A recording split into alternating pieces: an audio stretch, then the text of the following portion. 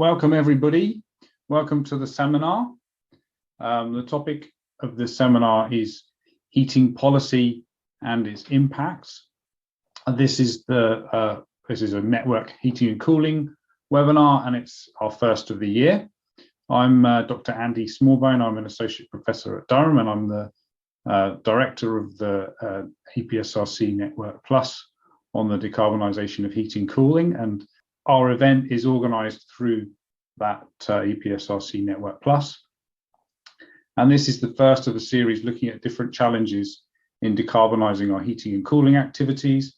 And this week we're going to welcome two speakers on the subject of heating policy and its impacts. Who'll provide their own thoughts from a policy and academic perspective. Dr. Richard Lowes, who's a senior associate at RAP, and he will discuss heat decarbonisation in the midst of a global gas crisis. So Richard is a specialist in the technology and policy associated with heating and is based in the RAP's Europe programme. He joined in 2021 with over 10 years heat policy experience in industry, academia, and working with policymakers. So please take it away. That's great. Thanks very much. And thanks today for the invitation to be here. Particularly thanks to Tina. I think I can see you in the attendees. And hopefully this will be the sort of thing you're after. So in case you haven't heard of RAP before, we are the Regulatory Assistance Project. We're a team of independent energy experts. And we basically try and help policymakers make the energy transition go faster. So I'll be thinking specifically about heat decarbonisation policy in the UK and how it relates to the global gas prices and what that means. So some of what I've said, Sarah's already touched on, so I might skim over bits of it. So I'll talk about what needs to happen in terms of heat decarbonisation and where we are at the moment, what an irrational response might look like, and we're seeing some of that already, and then consider what a rational response will look like too. So I think some of this has been touched on, but it's worth saying the required rate of change to reach net zero for heating by 2050 in the UK is fairly extraordinary. The graph on the left-hand side is from the government's net zero strategy. And this basically shows emissions from heating in the UK. So the squiggly black line, and I can hover my cursor over it, shows emissions from heat. And they varied, they've dropped a bit in the early 2000s. There was some energy efficiency work, quite significant compared to what we have now. And also the introduction of condensing boilers combined with some gas price increases then. So emissions have reduced slightly, but have actually reached a flatter level in more recent years as programs to reduce gas have actually been, in some cases, totally removed. And I'll come back to that shortly. And so what the green bar here shows basically is the government sort of projected pathway for emissions from heating. And you can see the scale of change is extraordinarily steep. And basically by 2050, we've got to get to there. So you can see it's a very, very rapid reduction. And this is effectively in line with the legally agreed to carbon budgets, which are set by the Commission on Climate Change. And so this is far more than just a technology challenge. It's a political challenge for sure. And I'm sure Sarah is very aware of that. And it's also a social challenge as well, because this is still new to lots of people, or in fact, unheard of. And only really in the past year, I'd say, with the release of things like the net zero strategy with COP26 and with the heat and building strategy, has this really got any significant media attention. But at the center of it is a technology transformation. And what the graph here on the right-hand side shows is a few different things, I guess, but I'll start with two particular bits. So this is the UK's current mix of heating. A big chunk, and this is domestic, I should say, in which I'm focusing on. So the big blue chunk is gas, and then there's other. Other includes oil, it includes LPG, and it includes a significant amount of electricity too. But primarily we're talking about a big gas transition, in addition to some smaller segments in the off-grid market. What the two, and this is from a report which UKIRC published and I was involved with a couple of years ago now, and it was based on the most up-to-date techno-economic analysis of heat decarbonisation. And what the study we based it on had looked at, what is the cheapest way of getting your heating system to zero carbon emissions by 2050? And there were two scenarios, a conservative one and a progressive one, which had some slightly different variables, but both of the 2050 columns are pretty much identical. And what the study shows is that basically the most cost-effective mix of technologies for heating in 2050 is a big chunk of heat pumps. So a huge amount of heat pumps, actually. So over half of households having a heat pump, and then a big amount of district heating, a significant increase from where we are now, a very significant increase. Some other, and this primarily included actually storage heating and direct electric heating in efficient buildings, and then a small chunk of energy savings. So the combination of energy efficiency, electrification, and heat networks were seen to be pretty central to this transformation. Now, if you've read the news, you'll see quite a lot about what's the future of the gas grid, what can hydrogen do, and so on. But I think, and some of my research, my previous research, looked at what the industry had been doing to try and slow down this transformation. So it's fair to say hydrogen had a very heavy push, and continues to have a very heavy push from incumbents in the gas industry. But I think we are seeing some agreements on heat decarbonisation pathways now around this cost-effective pathway, which looks primarily at heat pumps, energy efficiency, and combinations of those things. And so on the left, and apologies for all the graphs here, but a picture says it often a lot better than some words on a slide. So this is the balanced pathway which was created by Element Energy and is central to the buildings sector in the Committee on Climate Change's 6 Carbon Budget Report. And basically, their 2050 heat mix is extremely similar to that I showed you on the previous slide. This report came out just about a year ago. So it's pretty much the most up-to-date analysis that we've got in terms of cost-effective heat mixes. Again, a big chunk of heat pumps at the bottom, similar in scale to what I showed before, air source heat pumps dominating and ground source heat pumps taking a big share too, but not quite as big a share as air source, heat networks too, and also a role for some sort of hybrid heat pump systems. And what they're hybridized with includes potentially the use of hydrogen, although that would be limited to certain geographic areas where it would seem to be cost effective to convert networks, and electric resistive. And just in the news this week, this is a screen grab from a Daily Mail article. And I think the authors were particularly pleased that this got into the Daily Mail, was a report by Imperial Energy Futures Group, which basically said to decarbonize heat, the uncertainties around hydrogen are extremely great. It looks quite expensive.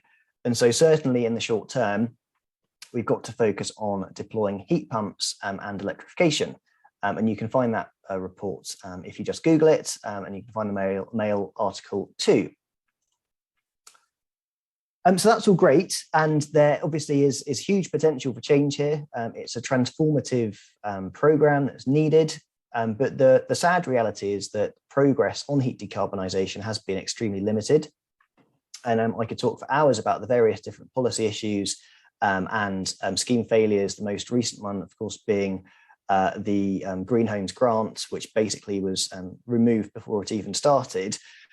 But when we think about these strategically important technologies, the growth in heat pumps has been extremely limited. We're still building more homes with gas connections than we are delivering heat pumps.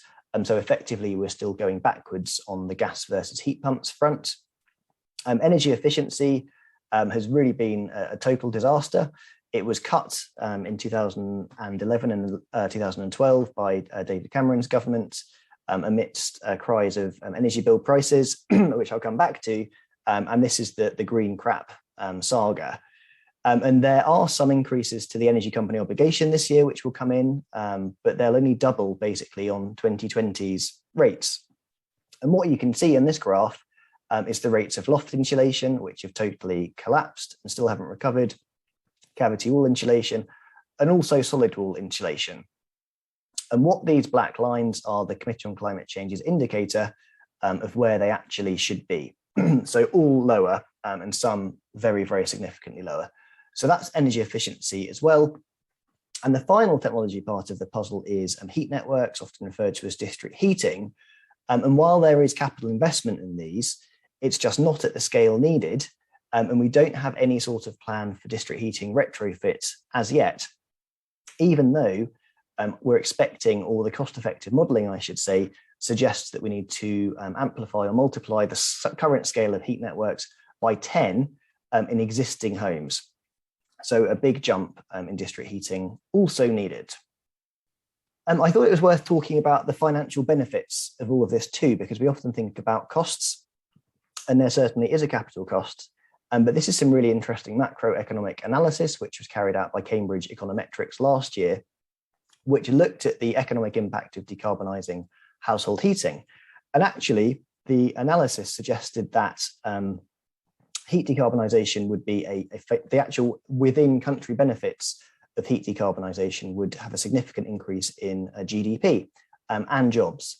So if you do this, if you meet the heat pump deployment targets and the energy efficiency deployment targets, you can create a significant amount of jobs and you can push up GDP quite significantly.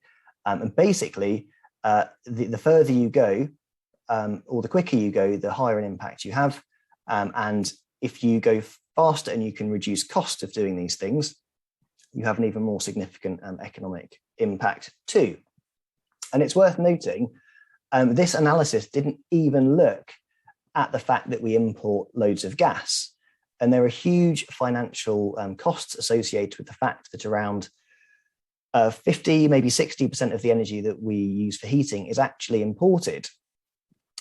Much of it's imported from Norway, increasingly some from Europe, or Russia via Europe, and lots via LNG. And not only is this quite expensive, but also all of that money that we spend on gas could be money that's instead invested into the UK economy. And that's something that happens if you do deliver things like heat pumps and energy efficiency. So I think this is, much of this has been covered by Sarah, but just to talk about some of the current policies, and it's a good excuse to use clip art and word art. We've currently got bans potentially coming in. So we've got an oil boiler ban in the UK currently under consultation. Sorry, I should say England currently under consultation. And we're talking about a potential gas boiler ban by 2035. We're also talking about rebalancing prices, and we're expecting a consultation on effectively making electricity cheaper compared to gas.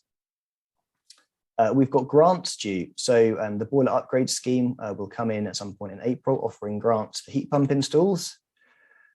We're talking about introducing heat mapping and zoning. This is certainly happening at a local authority level in some areas, although the central drive for that is quite limited. But we have seen some interesting political interventions around things like mandated connections to heat networks.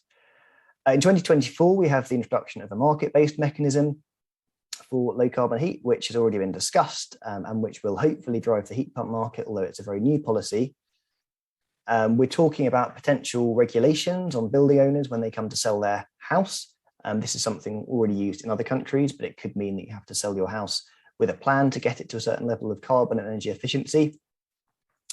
And we also have the Prime Minister's target of 600,000 heat pumps installed a year by 2028.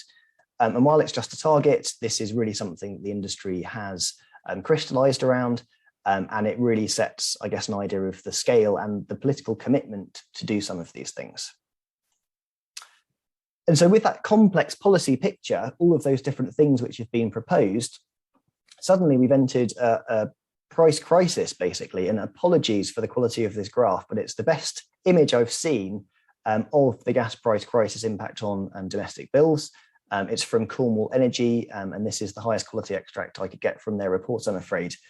So I'll try and explain it. So these are the average off-gem, the average off-gem tariff cap prices for an average household.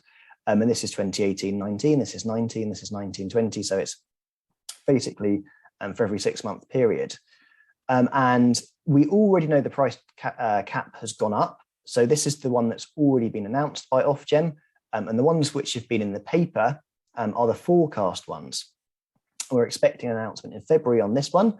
Cornwall Energy are predicting the average household bill will go to around £2,000 a year, that the cap will go to, which will be effectively the average bill. They're expecting it to go even higher than that amount in the following 6 months. So this is winter 22-23, so next winter, and then maintain at a high level until summer 2023. You can see the impact here. So the dark bit is the actual gas wholesale price. So it really is the gas wholesale price driving this. But when you look at what this bill is compared to this one, it's an absolutely huge financial impact. And that's why we're talking about things like inflation rates going up significantly and much wider impacts. And this is being considered as something as significant as the oil crises in the 1970s. Excuse me. So as the gas price has gone up, because it's been such a huge impact, it's effectively flipped the economics of lots of low carbon technologies. Lots of things now look cheaper than they were before. But what it's done in particular is exacerbated the issues associated with some of the past policy failures, particularly those associated with energy efficiency and cutting the green crap. And so this is analysis by Carbon Brief, which looked at the total cost of not doing the energy efficiency work. So these are effectively the amounts of money that we've wasted by not doing the previous energy efficiency programs had they been planned. And you can get more information about that there. And I just want to point out that this £3 billion cost in winter 2022, which expected, is actually a third of the total cost associated with heat decarbonisation, because heat decarbonisation generally is considered to cost around £10 billion a year on the pathway to 2050. So these impacts of past policy failures and the gas price rise are very, very significant, and it's broken down into different sectors. One is the ban on onshore wind, which could have driven down costs. One is energy efficiency, and one is the cancellation of zero carbon homes by George Osborne in 2015. On a household level, you can look at these things and it becomes even more painful. So you can see, and this is for October 2022 again, and this is analysis by the ECIU, and the links there for that. That's the Energy and Climate Intelligence Unit. And if you had made these reductions in household energy efficiency, so getting a house down from F to band C, that's a difference of around £400 per year per house.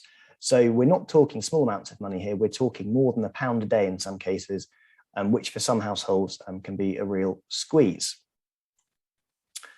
The flip side of this all is it makes everything look cheaper for decarbonisation. And so the gas prices combined with the fact that renewable energy has fallen so much in costs means that things that already look sensible for decarbonisation look even better now. So wind power, for example, and I'll come back to offshore wind in a minute, is increasingly cost effective.